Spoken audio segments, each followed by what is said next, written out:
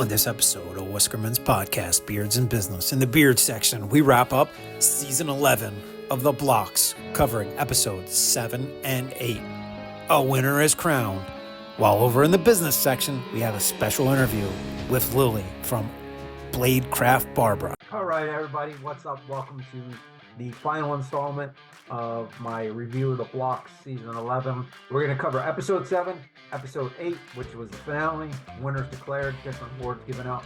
We'll do a quick breakdown of that, and then we'll get into an interview with one of the judges, Lilly, who was interviewed just a couple of weeks ago, maybe a month ago, so still relatively fresh. That's an extra long one, so I'm going to kind of speed through this a little bit so that we can focus on all the wisdom that she put out there. But before we get into that, very important shout out to quite a few folks. I'm not going to name any particular other than my amazing wife and family. Some of you who have been watching know that Friday was my birthday. Had a great day, party in the park. Was amazing. Got to just kind of hang out. And then the wife pulled off one of the biggest surprises that I've had. Threw a surprise party at Beckel's Humidor. So it was very unexpected. So got to experience that. That was such a great day. Thank you to everyone who came out, and special thank you to my wife who pulled that off. It was kind of cool. Looking back on it, I'm kind of I should have picked up on it. She planned it right in front of in plain sight, so it was kind of very interesting, and she pulled it off. I was surprised. So thank you, Jennifer, so much for pulling that off. I know you're the most amazing wife. I wouldn't go through this life with anyone else, and your business support that you give is amazing. But you pulled that off. And then finished the weekend out with a great Father's Day. So last weekend was amazing. Looking forward to another great weekend, starting with tomorrow, but just amazing. So we'll get into what's to come after the interview, but let's dive right into it. So we skipped last week. We should have done a review of episode 7, but we're putting them all together today. Episode 7 started with the Blox off. Day 4 Blox off. So it starts off really funny. Courtney, who we've talked to, got to have quite a few conversations with. She runs a barber shop down in Texas. She actually, in a previous that didn't make it, she was talking shit about Wes's beard. And in the introduction, Wes had made the comment of, "You're not talking shit about my beard," because apparently Lilly got him nice and cleaned up. So that was a pretty funny way to kick off the show, especially for Beards and Business here. So kind of go through the Blox off. They close it out with Blox off number 4, and then we move into the final day class.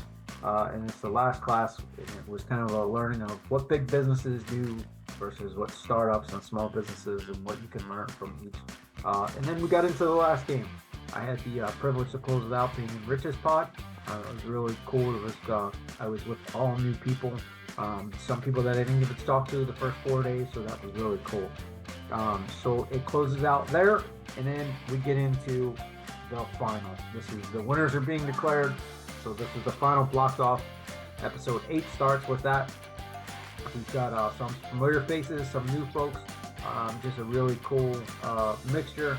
And then it's kind of, once the final Blox off is done, we kind of need to give some awards. So the winners, before we get to the winners, it was a really great, they closed it out with, and this was kind of the way it unfolded. So before the winners were announced, each of the judges came up and gave a heartfelt, some very emotional and very encouraging words of wisdom that were kind of like, okay, you've gone through this 5-day journey, what's next?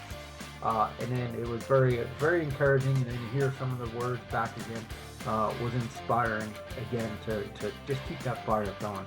And then from there we get into the winner. Hats off, Wes and his team did an amazing thing. They created a new award. For those of you that haven't seen the season, go back, watch all the episodes.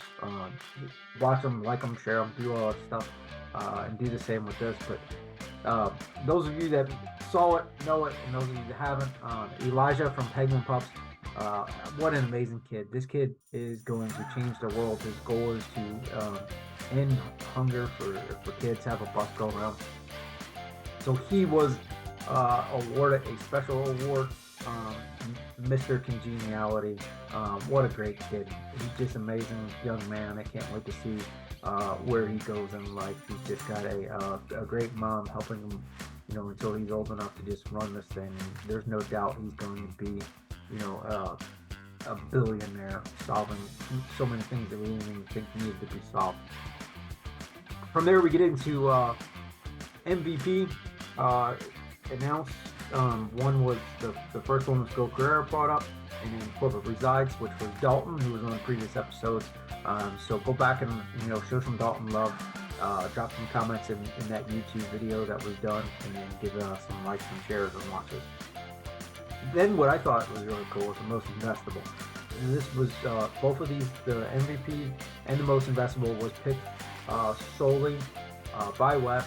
You saw in the previous episode that he kind of sat down with them and got some more details. The judges did funnel who they thought would be good, and then Wes kind of vetted it and looked at them throughout the week. But the most investable I found very interesting in the fact that this is Wes bringing up two folks that he's saying basically, had he been able to be an angel investor, he would write checks to these two young ladies. So that was just really cool to see them. The first one was Oya, and then the other one was Bath Bomb. So two amazing ladies that are still out there just tearing up with sales and just doing some amazing things and some great things. So then we get to the final three. Brought some other folks up that were in kind of a tie. Some really great faces and folks up there. The final three came down to Ballybug and a small business surgeon. Ballybug has become a sister from another mister. She's, being in Ohio, not far from us, become very close to her over the last couple of months as the season has unfolded and, post-Blox. So really build a special bond, and she's the Whiskermen winner in my heart. All for George won the Blox overall and is the season 11 winner of the Blox. Guys, that was I wanted to break that down and get some of my thoughts and feelings out. What an amazing adventure it was. One, to go out there. I am an outgoing person. I'm willing to go out and do some crazy things. That's doing in the military. But this was an experience like none other. Have met some amazing folks. It was just absolutely amazing. Learned a lot of new things. Put labels on things that I didn't know. Just a very, very interesting. So, get out there. Wayne Gretzky said it. You miss 100% of the shots you don't take. Take a shot. I didn't win. I didn't get a big check. I didn't get on stage. I didn't get a lot of airtime. So what? But what I did grow was I grew in knowledge. I have some mentors that have helped guide us in different directions on different things. And I have developed some lifelong friendships that are way more worthy than any dollar amount. So get out there and do that. So was amazing, and we have one more, and we're going to continue with blockers. Obviously, you're going to see more blockers, and I encourage you to watch the future seasons, and we won't do breakdowns of everyone. We may do a recap of the winner of the next season. We'll see how that unfolds and see what's going on in life at that point in time. But I wanted to save this specific guest for two reasons. One, it was a little bit longer of an interview because we really covered a lot of ground, and there was a lot of great knowledge in there. Then two, this person has interacted as some of the other judges, but has really gave me some really good advice moving forward, helping my business turn in different directions, pivoting and doing some different things that we've implemented, and putting the brakes on a few things. So it was really cool to talk to Lilly.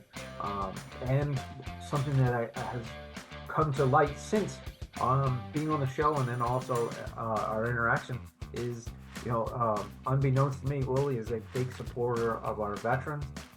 No surprise there, but she does run a program down there to help folks that are interested in learning how to cut hair and stuff to go through our academy. She's very tied in with the veteran community down there in Texas. So guys, give her a look up, go on her social media and stuff, and we'll have all that here that you can look at. But if you're interested in that, and just an amazing human being. So without any further ado, I'm going to go ahead and turn it over to that interview right now. All right, guys, welcome to a very special edition of the business sections of the Beards in Business. I've got an extra special guest. I had the privilege to be in this lovely lady's pod during the filming of the Blox that we did last summer, and just learned so much, and I am so grateful that you're able to come on. So, Lilly, can you introduce yourself to the folks at home, please? You, John. So kind of you to introduce me that way. My name is Lilly Benitez. I am the founder and director of Bladecraft Barber Academy, and I have recently started a coffee shop in our waiting area, which is Steamcraft Coffee Shop. I'm based in Dallas, Texas, and my doors have been open since 2015. So yeah, that's it for now. Yeah, so that's so awesome. Had the privilege to be day two. I was in your pod and was really excited because of the community that you're in, being in that barber shop.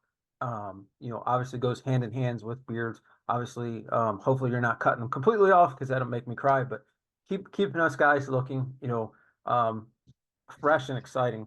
So know a little bit about your backstory, and we'll get more into that as we talk about something exciting that you just released in audio format recently. But how did you get into, like, you are an amazing lady. I'm sure you could do a million other things and be just as successful. But what drove you into the Barbara community? So growing up, my parents are both from El Salvador. I am first generation El Salvadoran American, and they moved here to Texas because they were actually, my dad came here, they were fleeing the Civil War of the early 80s. And my parents actually met here in Texas instead of El Salvador. So them both being from El Salvador, they met here. And so my parents did all kinds of different jobs. But one of the things that always stood out to me was my dad specialized primarily in carpentry. And I always thought it was amazing how somebody that could be like covered in sawdust and, the work of the day could shower, do a clean shave, and just look completely like a different person, button down shirt, and then his slacks for church. And I think that really watching him shave and the scents that went with that were just soothing and kind of relaxing for me. I suffer from chronic migraines, and a lot of the traditional feminine scents trigger them, and just the more masculine scents don't. And so I think just my dad being kind of one of my favorite people ever, and then just being able to watch that transformation, also having two brothers, I really was I just really enjoyed the process of the ritual, I would say, about straight razor shaving. And so I think that first and foremost, when I graduated high school, I was in top of my class, and I could have gone and go do anything, but I needed to be able to work and provide for my family at the time. And I needed to be able to go into a trade that wasn't going to take years to be able to function in that way. And so that's how barbering was kind of always at top of mind. It also aligned really great with massage therapy and just aromatherapy and things that are soothing and healing and relaxing. And that really, I would say, it's the ritual of shaving that attracted me to wanting to become a barber. And funny enough, I never knew that going into it. I didn't know I was going to have to cut hair. I thought that I could just shave every day and like do beards and stuff. But lo and behold, I also had to, be able to cut hair. And I'm glad I did, because it's become one of my favorite parts of what I do. So, yeah. Yeah, one thing that I want to clear up for the audience, because you are very humble. You're not just a barber. You are like the barber in the Texas area. I see you're teaching the next generation of folks. To be just a barber is special in its own right, but you are clearly exploding down there. And one of the first things that drew me into you on the blocks was you are on brand. Like I try to stay on brand. Obviously, you had your cup that was all blinged out. Every day you had your logo. I really connected with that. But you've done two special things that I'd really like to dig into. First is the coffee shop. Where did that idea come from? I'd like to get a little bit more into, you've got your own shop that you're at right now, but you decided to take an extra special step with adding this coffee shop. So can you go a little bit into that for me, please? Will. So our business will be 9 years old this May. And, it's interesting because I was invited back to be a judge on the Blox for season 11. And as helpful, and by the way, excuse the background noise. I've got an English bulldog that's just wandering around here. He's my shadow. But as helpful as the Blox is for all of the contestants, I'm going to say that it's also just that impactful for us as the judges. And one of the things that I came away with the last time as a judge was we tend to always overcomplicate what we need to be successful, right? So I have a storefront academy, right? Like I have a brick and mortar. I am in a beautiful community of Deep LM. There are a lot of things that I already have, but time and time again, I sit with the different entrepreneurs and it's like, well, I need more, or I need a better this, or I need a more trained that person, or I need somebody that is developed in this skill. And it's actually bullshit because we have so much already and we're not maximizing it, right? So when something isn't working, we start making excuses about, well, if my search engine optimization or this or that. But really, if you take steps back, and so when I came back, one of the lessons that just kept kind of dinging me over the head over and over and over, observing it in others, right, was they had all of these opportunities right there that they just weren't seeing. And it's not because we don't want to, it's because we're here in our business first thing in the morning. We are the ones that are active. Like I actively teach, I still barber. I do keynote speaking engagements. I'm the one that physically does a lot of these things. And while there are some things that we can delegate and I can train other people to do these things, the only reason for me, let me see how I can word this the best way I can. I have to have freed up time to be able to maximize what I have. When you're just busy doing, or like, if you're like in the middle of a marathon and you're in a really far into it, that isn't the moment to train, right? Like you had to have trained prior to that. So, I just came back and I literally did laps in my space. Like I just walk around, which I don't sit still well anyway. So, but I come back with all these different ideas and I was just doing laps and laps and laps. And I thought to myself, okay, what's an area that, thank you so much. Thank you. Here's the cup you were talking about. There it is. But this one has our coffee shop logo on it. Thank you, Haley. And yeah, it has my name and my staff. I was able to get my staff one too this year. But I was walking around this space, and when we expanded, we doubled in size in 2018. So I started in 2015. We doubled in size in 2018 as far as space, square footage, and I was in charge of that build out as well. And the reception area that was initially used was now very underutilized when I was doing these laps, right? So what happens is, at least for me, I'm a very emotional, I get very emotionally attached to certain things, right? Whether it's like my door handle, like my door handle of my school, because everything had so much meaning behind why we did what we did. And so, like, our door handles are antique clippers prior to electricity. So they're actually like the clipper that you would. So my door handle is that.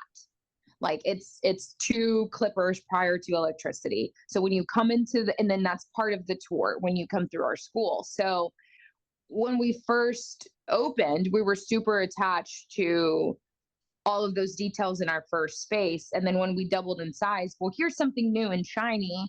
And so now that door is getting more use, and people are using that desk area more. And so this other area just wasn't being utilized, and it was full of, like, cabinets and just stuff. And I mean, it was pretty, but it wasn't being utilized. And, like, people didn't hang out there. The students didn't hang out there to study. Like, it just wasn't being used. Like, you'd go and hide there and try to, like, do your grades, but it just wasn't being used. So I kept thinking to myself, okay, I'm in a metropolitan area. I sit on the DLM Foundation Association, and I sit beside the people that own, like, this area. So they talk about, like, new highways that are coming in, how many people have moved in here. And I think to myself, okay, like, my student count has been growing, but I'm not getting as much hands-on for my students as I wish that they had. So I keep thinking to myself, okay, I'm hearing about all of these people that are moving here, but they're not coming here to us to get their hair cut or their beard shaped. So where are they going? And then I started thinking, what is something that's a low dollar amount that can bring people in the door that has nothing to do with getting a haircut or a beard shaping or shaving or even barbering education? So what is a low dollar amount item that everybody needs that could get people in the door? And I mean, I drink coffee. I don't know how much coffee you drink a day, but, like, I visit coffee shops so often. I love hanging out there. I love the energy of it. I love the beehive feeling of it. If you hear growling, again, it's just my English bulldog. He's so funny. Anyway, so if I arrived at coffee because I figured it's something that I personally love myself. My staff loves it, and we love giving great customer service. And so I'd gone to a coffee school a few years back with my husband. He's always kind of wanted a coffee shop, and it's one of those things that he would kick around. It'd be great. I would love to have a coffee shop. And I'm like, no, you wouldn't, because it wouldn't make any money by itself. Like, such a hard business. And so again, that was the reason I landed on a coffee shop. And then the whole process of, like, dealing with permitting to be able to get that built, that's a whole other conversation. I had 5 different contractors that wouldn't even bid the job because they're like, oh, City of Dallas, they're impossible to work with. I won't even bid you because I'm not going to work with the City of Dallas. And it's funny enough where, it took a woman contractor to be like, yeah, I'll work with you. And that's how we got it done. So that's the kind of the condensed version as to why I created a coffee shop. And so we opened in October. I had somebody here that was kind of quasi leasing the space initially until I was able to launch it fully with all the bells and whistles like I have now. And it was the typical, entrepreneur, that has a lot of heart behind it, but doesn't have a lot of business acumen behind it. And what I mean by that is, hey, we need you to be open at 8 a.m. and we need you to sell drip coffee. Well, I just want to do espresso. And it's like, well, in order to be successful, like, you're going to have coffee. Right. And so then it was like I had given him a probationary period and kind of saying like, this is how much time I'm going to give you. And then we're going to need this amount of rent a month kind of thing. And he just wouldn't do it, or he would leave before. And so now I've been able to include it in my business where it's a barista concierge, which means not only are they a barista during their peak times and they make incredible coffee, and we work with local vendors and everybody to get the best out of it, but also then when it's not their peak times, they're able to support the academy with different things administratively that we need. So it's worked out beautifully so far. We're super proud of it. Ash is the general manager, or she's our lead she's our executive barista there. And we're super proud to see how we're growing. We've been invited to different events, but anyway, that's the condensed version of how I created a coffee shop in my waiting area. Yeah, I love that. I love the story of that you took something which is almost being on the other side of the blocks as being a participant, that it's great to hear that you took something from us, which is almost humbling to go, someone inside that group gave you the inspiration to go, let's go, get home and do this. So not only did you rev that up, you were working on a project that has since released, that I'm really excited. I was on Amazon about to order this morning, but you've got something that is now in perfect format for me, because I don't like reading because I can't multitask while reading, but you have released a book, and you've since released the audio book that is your voice on there. I didn't know that when you were advertising it, so I listened to a quick snippet this morning and I was like, I might have to get the audio book. So if you could, I want to make sure that at the end of this, I want to put the book up and put the links and stuff. If you could give us a teaser that hopefully, the tens and tens of people that watch my show, which is a running joke of, I like to keep it nice and small, but it's going to grow, that would go buy your book. So just give us a quick sneak peek and just a little bit about how that came about. So the book is called Create Something, Crafting an Entrepreneurial Journey. And I think that it was Christmas of 2019 when the world was still normal. My husband and I were on a trip we were in San Miguel de Allende. There was another couple that was supposed to join us and they canceled last minute. So we kind of ended up with like a Christmas honeymoon kind of situation, which was amazing. And the house I was staying in, the hotel, it's like a boutique hotel we were staying in, used to be someone's house. It was like this lady's house who had letters written to her from some famous painter, and they'd framed the letters that he would send because in the envelope, because they would put he would draw on the envelopes and like paint on these beautiful things. And the things that he was writing to her about were just his life, like just things that he had going on. And then on this trip, I was also reading a book. I'd brought a book with me called Afraid to Hope by a very loved person of mine. I call him my big brother. His name is Dr. Rick Rigsby, and he is a renowned speaker, and it's his second book. And I'd finished his book and I was like, you know what? I think I want to write a book. And I mentioned it to my husband, and he's the absolute best supporter, encourager in every way. And I said, I think I want to write a book. And I'm in Latin America. So I mentioned that because the stories I was reading on the wall were of this guy's like travels and journeys. And it reminded me of a road trip I had with my parents and my brothers from Dallas, Texas to El Salvador. So we drove from Dallas through Mexico, Guatemala, until we arrived to El Salvador in like 1996 or something. And I was the one responsible for the map. So I turned 12 that year. And so I wrote a book about how I started my academy, and it's all stories, real stories that happened to me. And the process of like the inception of why I wanted to create this academy. And then also after every chapter, I wrote the road trip to El Salvador as well.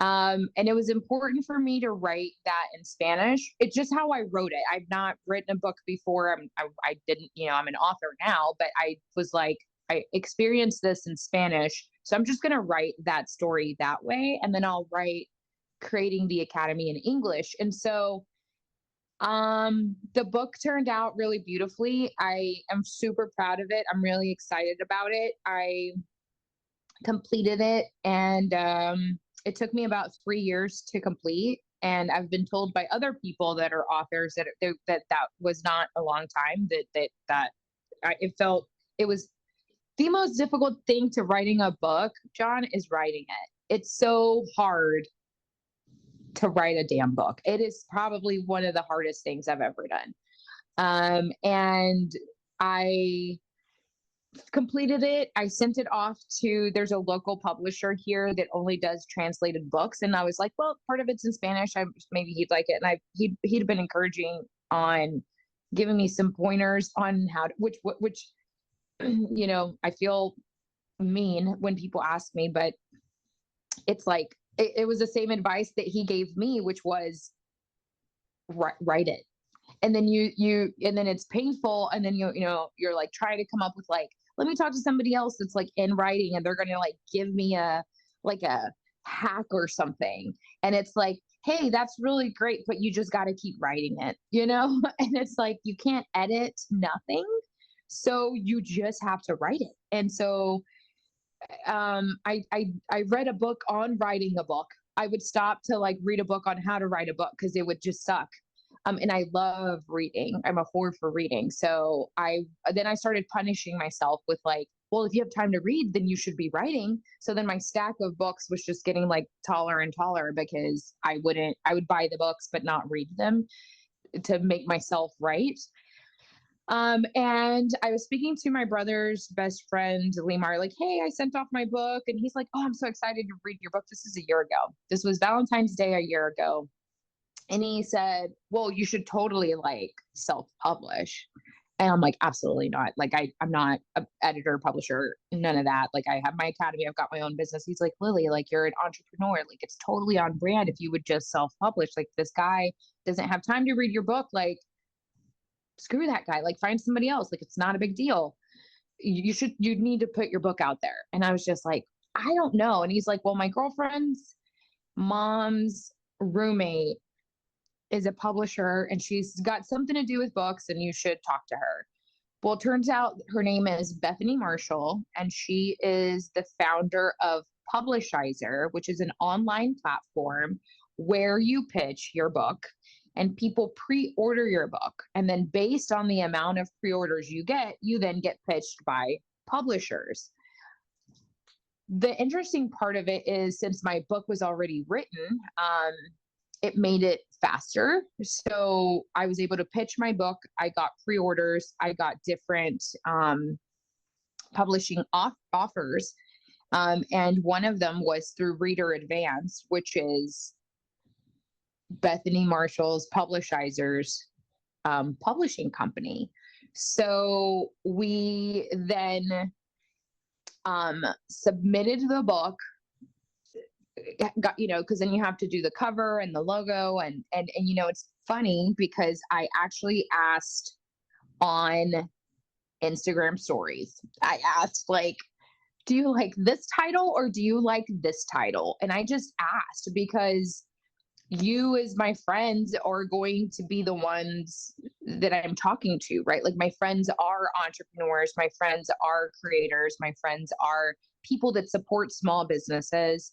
My friends are the people that, even if they have a corporate job, they're the first one to buy the candles from the person that hand makes them, so I got the feedback on covers on, I was with my mother-in-law we were in Oregon, and she's an artist, and her, we got pitched for the 3 different covers, and the cover that her and I liked is the cover that Instagram stories liked as well. And so I really made it a communal thing. And I think that that's why it's so beautiful. Just like my academy, I did fundraising to build the academy, and the academy is only such a wonderful, magical place because of the students that are here and our graduates. Like, our graduates come back and teach classes to the newer students.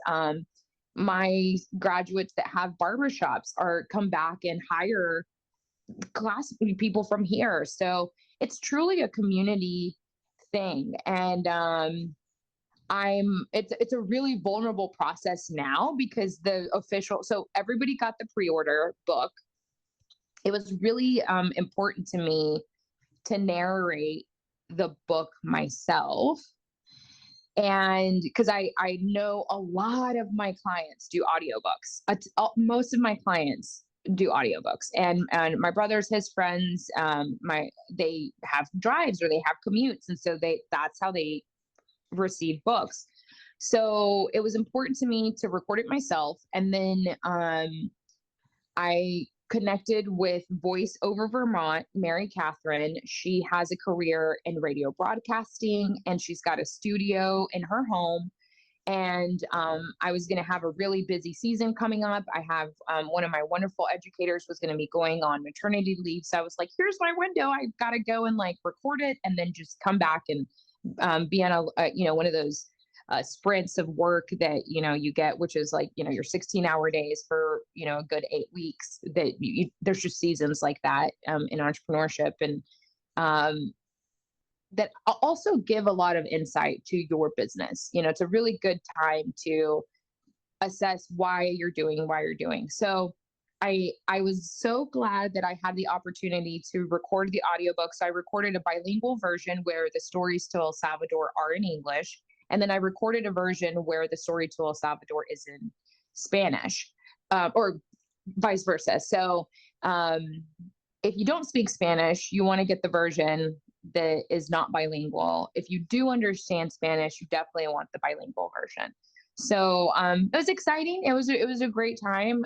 And I also was able to catch typos and mistakes that were in the pre-order books. So now all of the books that are from Amazon and Barnes and Noble are going to be quasi perfect. So everything happened how it needed to happen. And so that is why the audiobook is finally ready. Yeah, that's awesome. I went on and got the sneak peek that's on Amazon through Audible, and it was your cadence and the way you deliver it. You can almost feel the passion coming through as you're listening just to the snippet. It was very, like, had we not had this scheduled, I probably would have sat there and be like, send me the Audible right now. Well, thank you so much. I'm going to credit Mary Catherine to that because her ear is insane. You're in this room with your headphones on, and it was very important that it sounded like me. And then I also really wanted it to be very engaging. And what's just kind of a backstory is the process to record the audiobook, John. We flew in on Sunday to DC to connect to go to Vermont. Well, it was the weekend that it was super snowy. So our flight got totally delayed about 6 hours. And then they delayed it 4 more times. So now it's midnight in DC in the snow, and they cancel our flight. So I had to get a rental and drive through the snow at the nighttime through 5 states to be able to make it to Vermont in time to record the audiobook.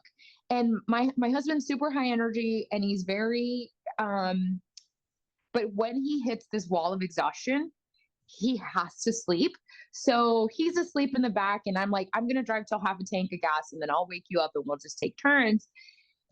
And I'm just thinking to myself, I'm on my way to record an audiobook, and a part of this audiobook has to do with this road trip that my family and I took to El Salvador. So why is the universe having me go through a road trip again unplanned. So I get there finally, because I got to the hotel, I showered, I had lunch, and then I went, and she's like, "Oh my God, you just went through this whole long drive. Are you?" And I knew, I have to fly back when my flight is back because I have to cover for my educator that's out on maternity leave. So she's like, "Are you going to be able to do this?" And I was like, I have to do this. So we need to, she was like, okay. And she was very great at guiding me. And, so I don't know. I'm really, really proud of it. And I'm super glad that I did it because again, I was able to catch those mistakes that I wouldn't have found. I mean, you read and read and look at words countless times, but it was until I was reading it aloud that I'm like, wait a minute, this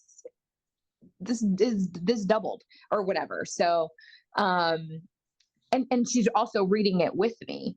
And the other part that was super funny is she doesn't speak Spanish. So on the Spanish parts, I'd finish it and I'm waiting for her feedback and she would just be like, "That was beautiful. But I don't know what you said, right?" So those parts also felt really important for me to get right because her editor, thank goodness, spoke Spanish. So he was able to catch a couple of things. But it also feels that much more weight of importance that I have to say it right because she doesn't know what I'm saying, so yeah, thank you so much for asking about that because just the audible aspect of it was super beautiful. So I'm excited to hear your feedback when you get to listen to it and what you think. All right. So, I can't wait to get the audio book. I think I'm gonna have to get an actual copy so I can get a signed copy to put in the collection. But now I want to get into my favorite part of the show. These two questions have really become extra special to me for selfish reasons. One, I'm learning, and then two, I really like to hear the thought process that folks have. So my first question is going to be, what is something that feeds you in the essence of, for me, I can't get enough audio, I can't get enough podcasts, and I can't be around enough mentors. That is what keeps me moving in the right direction. So what is it for you, and if applicable, an example?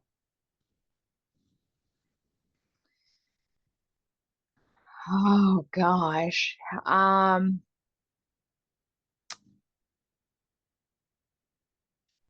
Okay, so I have never drank alcohol in my life, ever. I've never been drunk in my life. I don't drink alcohol. I really enjoy cigars. And I think one of the main reasons I enjoy them so much is here in Dallas, there's a factory called the House of Cigars. And Inalvis, who is the lead cigar roller,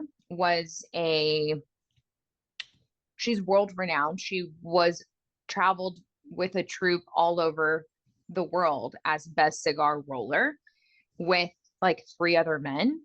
And I think part of the reason why that fuels me is because I like interacting with people that do. And so the ability to go in and see her doing, but also we go on field trips there with the academy. And when she's explaining her process, it's her passion behind what she's doing. You mentioned on the audiobook, you can hear my passion.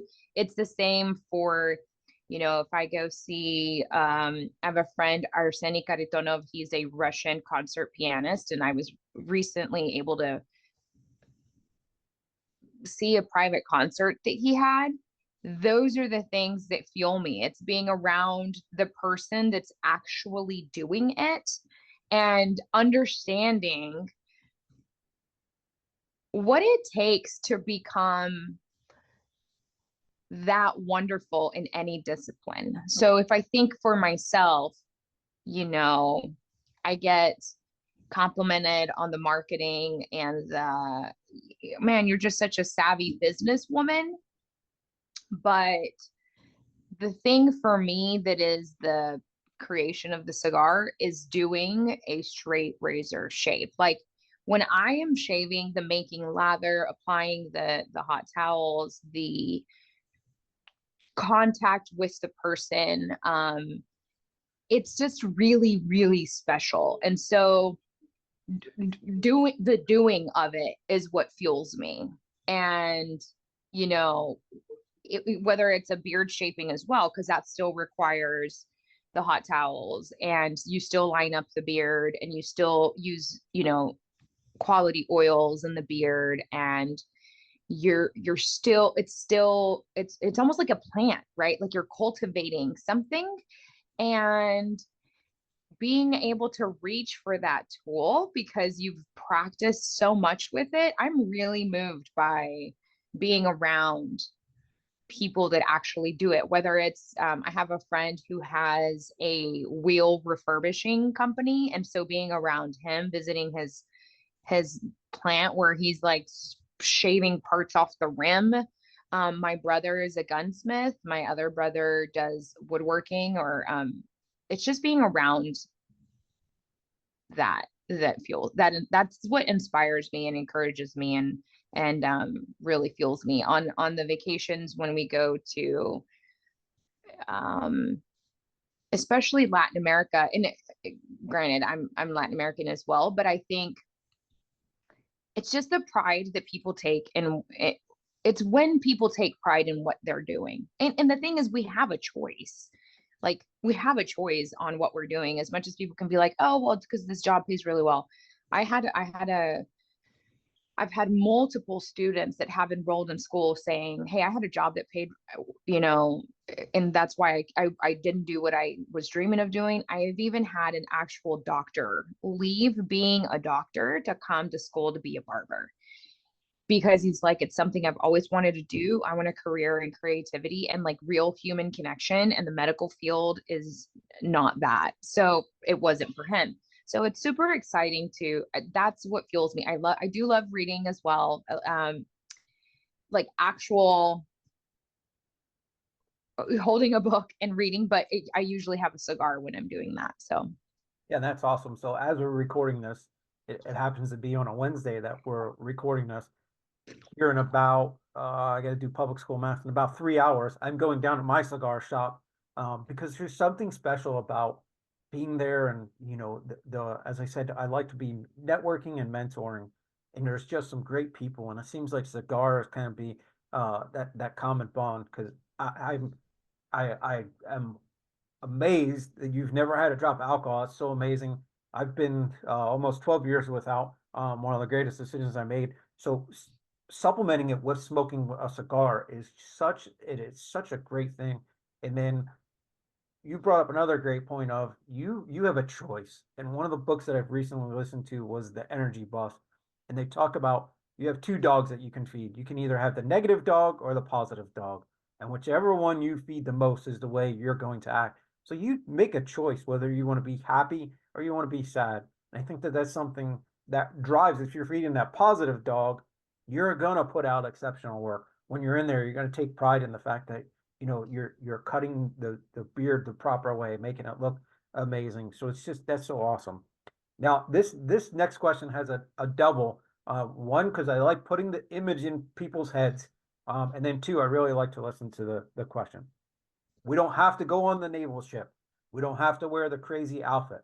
But if we could be Cher for a moment and turn back time, at any point in your life, you turn back the clock and you could tell the younger you, whether it's a personal thing or a professional, what would be something that you would go back in time and say, young Lilly, listen and do this, and it'll change your trajectory?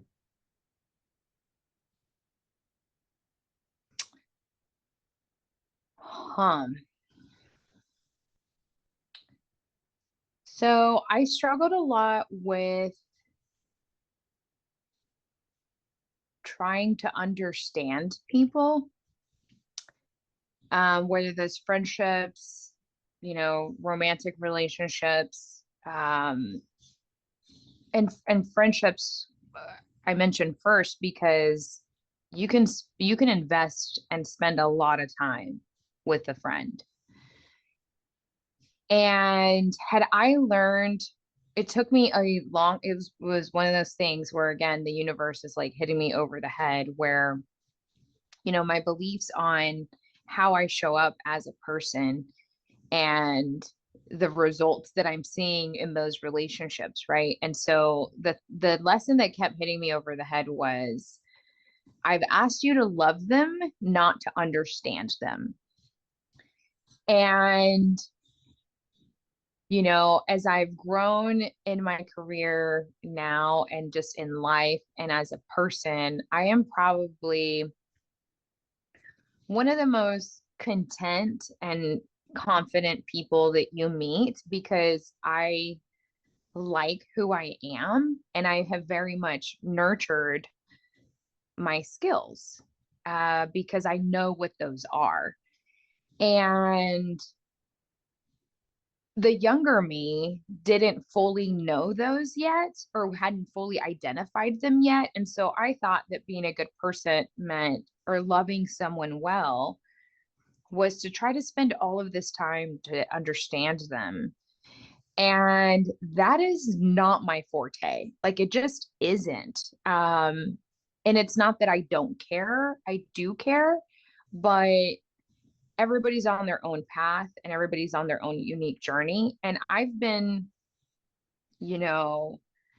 I take a lot of accountability for my interactions, and I'm extremely intentional. So if I'm going to have an employee, or I'm going to have, which an employee to me is not just an employee, it's somebody I am mentoring to grow and develop. That is a big responsibility for me. It's not just I'm going to pay someone for this job. So back then I didn't realize that. And so I thought that loving someone meant understanding them, or, having to accept everything. And I know now that that's not the case. I can love people, accept you exactly how you are, and move along. Like, I don't have to get tangled up in the messes that you continue to make for yourself and then physically drive to help you get out of them. Like, I don't have to do that anymore.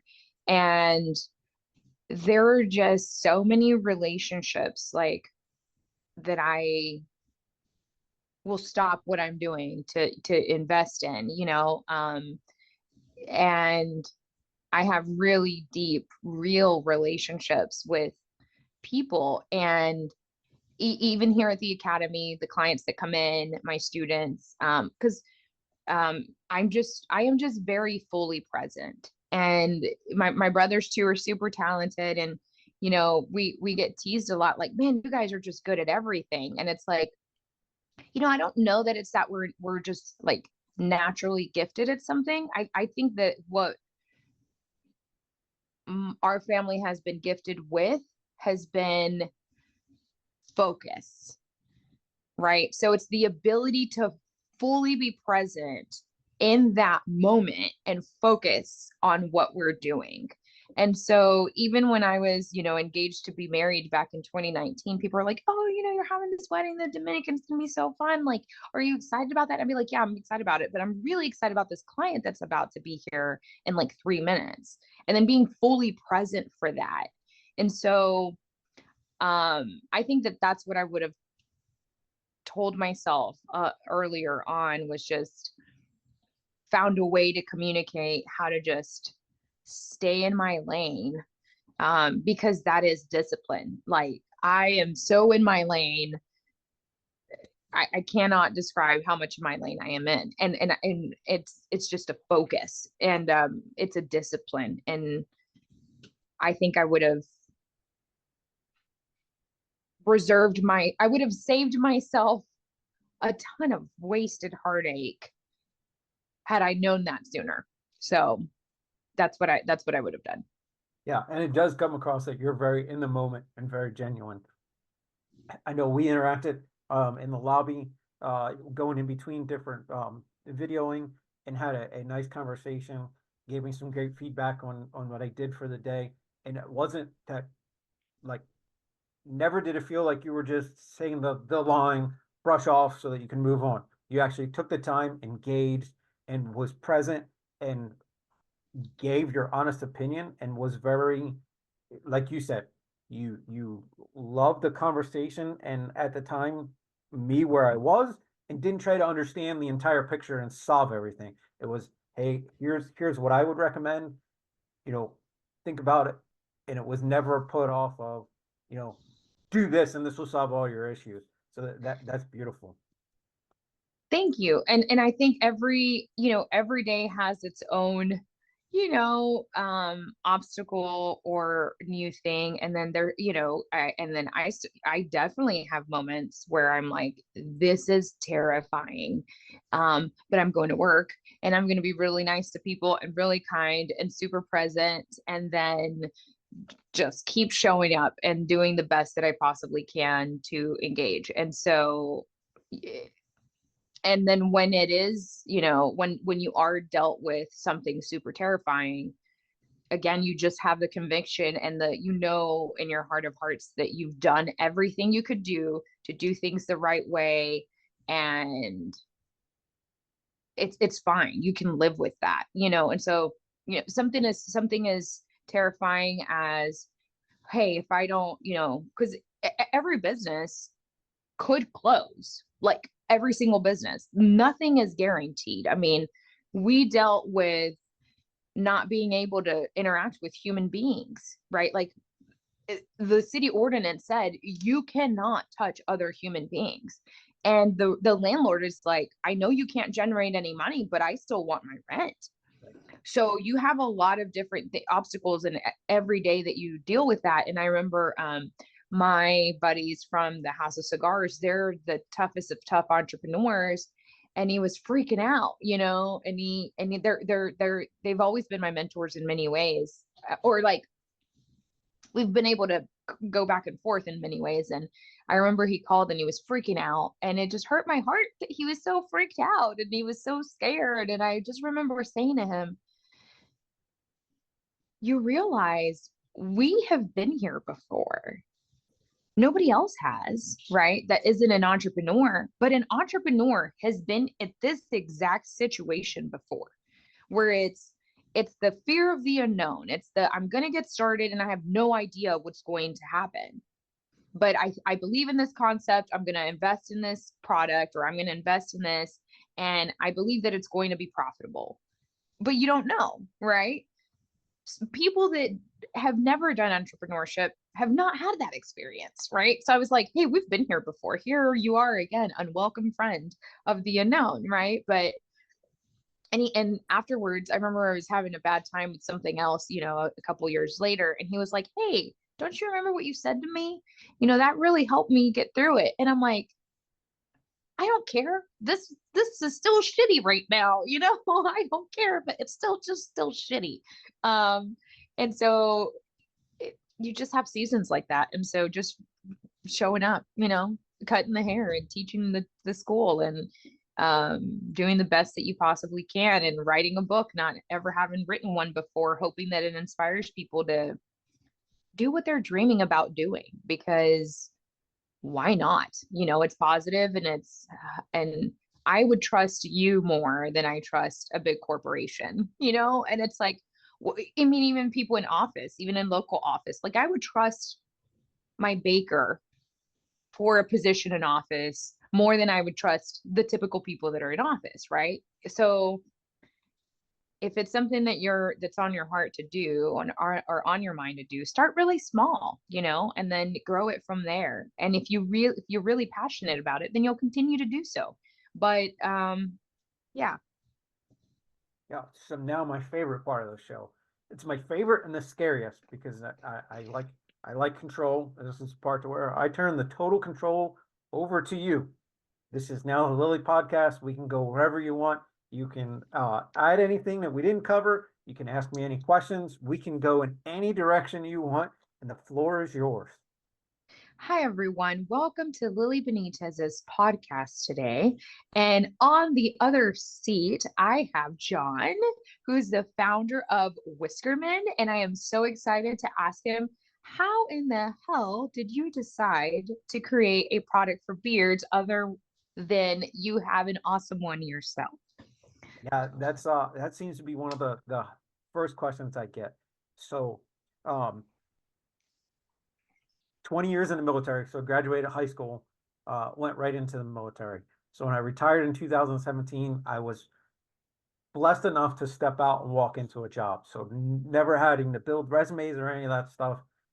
Did that through COVID. And then in 2021, the contract dried up and lost my job for the first time ever in my adult life or in life in general. I'm unemployed and then trying to put together a resume. And I don't say this to pat myself on the back. I could not dumb my resume down. Sitting in front of me that I have as a visual reminder, I have two associate's degree. Above that, I have a bachelor's degree, and then above that, I have 3 master's degree. So trying to dumb that down, every job I was applying, they're like, "You want to be the CEO of this company? You're going to take over. We can't have you in here. This is not the job for you." I'd be like, you want to be the CEO of my company? Come on in. Yeah, it was rough. People are dumb. I started getting discouraged, and it so happened.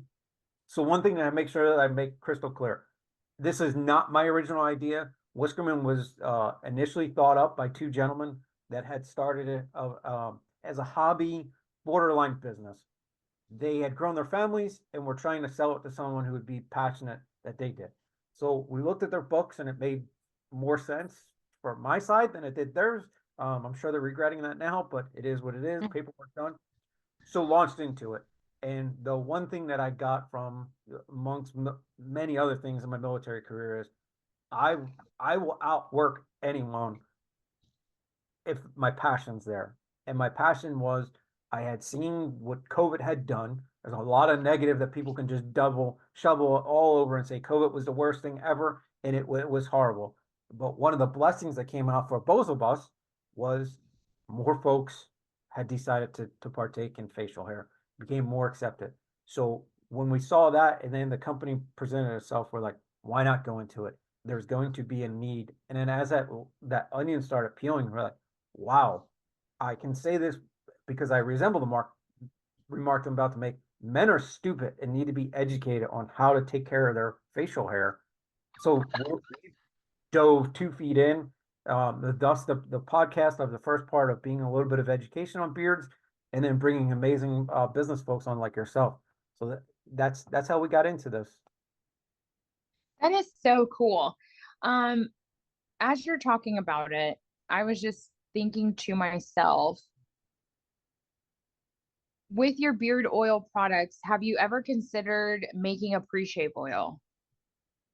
We had talked about that briefly. I know that we had a quick conversation about that, and it's something that we never, I never say never, back to back like I just did, but it's something that I'm not educated on. So again, I would have to be educated and look at it. We definitely, because we have shave soaps, so it would make sense to have that. So definitely something to explore. And if you're willing to jump on board, I'd love to get mentored on that and see if we could do a collaboration. Yeah, I need you to make me a pre-shave oil. We would buy it from you probably by like the gallons, because nothing lathers like London lather. And I get my shave creams from London. They all come in the same similar tubs, and I'm not going to name names, but I think it has to do with the minerals in the soap of that area. Like, I just think it does. And so the pre-shave oil, the way we train our students is, so pre-shave oil creates a barrier between the blade and the skin. And then I also feel like beard oils, a little bit of it on the skin underneath the long part of your beard is where it should be applied and then kind of combed through. And I feel like a lot of guys just put it on this part and then it doesn't make it to their skin, which is what needs it to keep fueling that.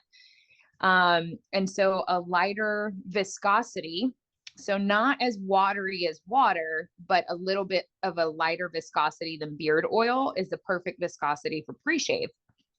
So it creates a barrier between the blade and the skin. You then apply the lather on top of it. Lather is soap and water. So the lather then softens the actual hair, lifts the hair, so then we can shave it. So I think that would be really cool. And then the other thing is, have you ever considered maybe like entry level beard oil kits for barbers to try so they can carry your product in their store?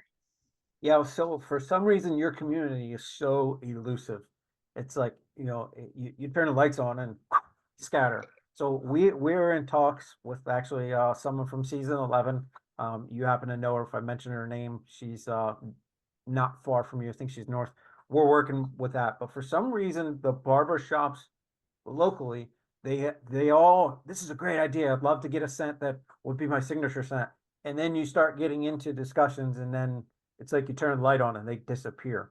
So if there's a secret code or a cool decoder ring that I need, I would definitely, because what we want to do is, what my wife and I are only one part of the business, and we can only do so much in a certain area. But if I can start getting signature lines in different states and different barbershops, we can literally multiply ourselves by however many folks are willing to do that. So it's something that we're definitely interested in pursuing and looking to perfect. My suggestion would be that you stop giving it away. The process of being able to customize something. I feel like you make it where they have to earn it. So if you've then sold X amount of products, then we would be able to create your own signature line. So it's something that they would have to earn. When you're just giving them a signature, then what makes it special? Like, for example, there was a product line that I'm thinking of our coffee grounds, right? Like we have a local roaster that makes incredible coffee, and they're like, oh, we could make you a signature barbershop. Like, who know? I mean, we could get really punny with names on. I don't, I don't even know right now, but that you could name a coffee bag that as the Bladecraft scent or flavor, and or the Steamcraft scent or flavor, but they're not going to do it for us right off the bat. If we go in and we're like, hey, we need you to make some labels, they're not going to do that. They're going to wait till we've created a relationship with them. We ordered our espresso machine with them. We did our training with them. We get multiple compliments. They know that we're using their product correctly. And then would they be willing to have that conversation? They mentioned it, but they're not going to just give it to me off the bat. Oh, I love that idea of, I think as a business owner and being relatively new, you still want that acceptance. But if I'm understanding you correctly, elevate myself. I'm more than that. Prove to me that you're worth being in business with me rather than just giving you this openly. I love that idea. My wife's gonna love that idea even more because then that makes so much sense. That is amazing.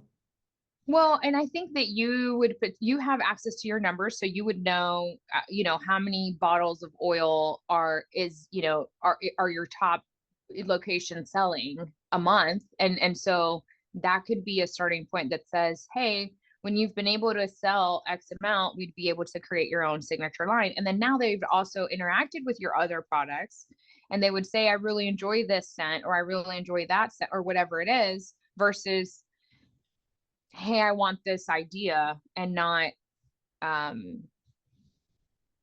really know what they're talking about because they haven't interacted with your stuff. So I think that both of those things could help out. I know that if I reached out to, graduates and things like that, and said, hey, like, this is a really good beard oil line, this is what they're offering. I feel like a handful of them would be willing to try an introductory offer of like 3 oils of the different scents, your signature scents, and be able to go from there. And then, hey, they'd be able to make your own signature line. Who doesn't want that? So I think that would be really exciting. But yeah, and let me think of any other question that I could ask you.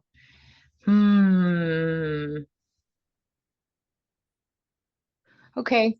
From your military background, what would be your most obscure skill that you enjoyed doing that you haven't found a use for yet?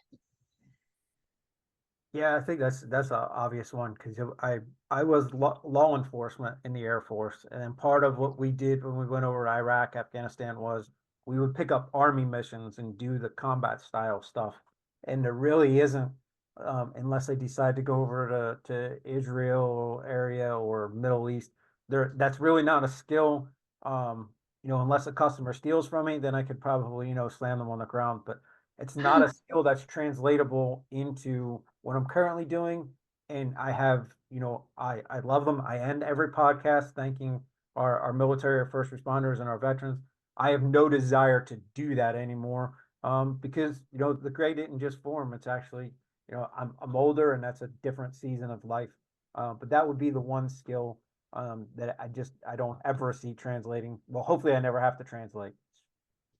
Huh. I'm curious to see if there would be a way of my brother's a gunsmith, so they go out and they do to test their weaponry and stuff. They go out and do all kinds of fun tactical stuff all the time.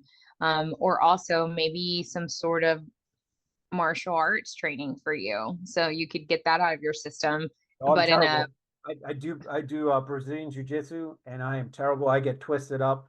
It's my ribs are always sore. I mean, I have bruises up and down. So I kind of do that, but putting it into the business is the rough part of, unless they just start choking my customers out, if they decide not, like, you only bought one of them, put them in a sleeper hold. yeah, it might not be super great for client retention. Well, Yeah, awesome. I thank you so much for your time and for having me on here. And thank yeah. you for submitting yourself to my questions. Yeah, and now I apologize up front because I'm sure I just planted the idea of you starting your own podcast. So I'm sorry if I pushed you in that direction, but it's a great experience. And from the bottom of my heart, thank you so much. We've went double time on this, and this is going to be an extra special recording. So I can't wait to get this out to the folks. And thank you so much for your time. And for those of you that made it all the way to this point, we thank you from the bottom of our heart. All right, guys, what an amazing interview. And what a way to close it out. The entire recap, my journey on the Blox, just amazing. So I thank Lilly so much for coming in and having that interview. And then we dealt with some technical difficulties during it. And then, but it came out. I think it was really great and a lot of good information. And then continuing to communicate. And I look forward to what's next. So, guys, speaking of what's next, we've got an interesting we've got 2 events left before July, and then we go on vacation for a little bit. So a lot of the next couple episodes for July are going to be pre-recorded, so there won't be a lot of whole talk of current events or anything going on. But one thing we do have that I'd like you guys to come out and support is, one, we just launched a new platform for our newsletter, so you'll see a little bit more of that. So please go onto our website, scroll to the bottom, join our newsletter, stay up to date on some information, and then we're going to do a little bit more interaction with you folks as far as sending out some information. We did launch. We are right now debating whether it should go on the website, but as of right now, it is only in person. We have our Island Dream. This is going to be our summer scent, limited edition. Once it's sold out, it's sold out. It is a very summer scent. Has a little bit of citrusy, just really makes you want to be on the beach, doing fun things on the beach. So come check that out. We will make a decision hopefully soon about whether that goes up on the website or not. But that is the newest scent that has been launched. It is an oil only and will only be available until supplies last or until the summer months are over, and then it will be replaced with something. Upcoming events. Tomorrow, we're actually going to be in an event, a bike rally that's going to be benefiting Dayton's Children's Hospital. It's the Gem City Rally. It's going to be at Rip Rap Roadhouse, and this is going to be tomorrow, June 22nd. The address is 6024 Rip Rap Road in Dayton, and the event runs noon to 4. There's going to be live music, 50-50 raffles, a gun raffle, many different vendors. There will be a bike show, so if you're a biker, come on out. There will be cash prizes, and the entrance fee is a $10 donation, which goes back to good people at Dayton Children. So come see us, come support a worthy cause, and come hang out noon to 4 tomorrow, the 22nd. Then we get a little bit of break, and then 4th of July, we will be part of Americana Festival. You will see some form fashion of Whiskermen in the Americana Parade.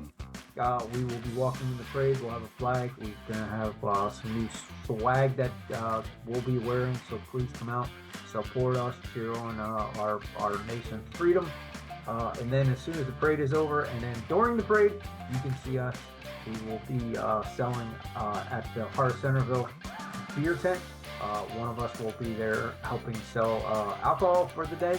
And then all throughout the day, you will be able to see us at our booth immediately behind Beckel's Humidor in the area, the parking lot behind Agave Rye right there. So come see us, celebrate 4th of July with us.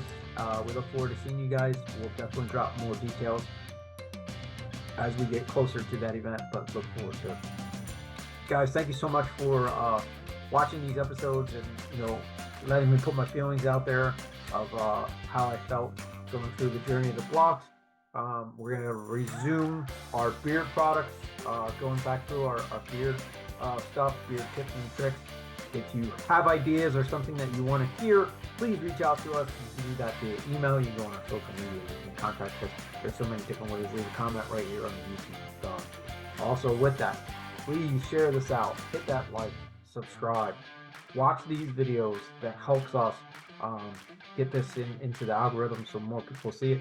And then once we get to the point where we can start generating money, the goal is to generate money that's going to go help our fellow veterans in different charity products.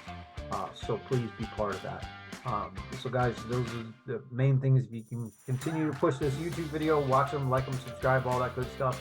Go hit up our newsletter and see what's new coming out and see the changes that we made with our newsletter.